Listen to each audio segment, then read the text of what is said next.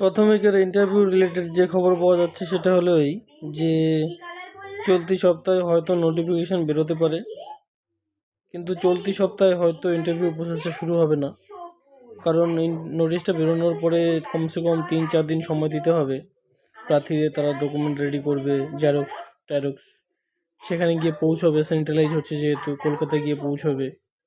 তো এই জন্য ধরে নিতে পারি যে এই সপ্তাহে হয়তো ইন্টারভিউ শুরু হবে না, কিন্তু সম্ভাবনা রয়েছে যে নোটিফিকেশান যেটা সেটা বেরোতে পারে।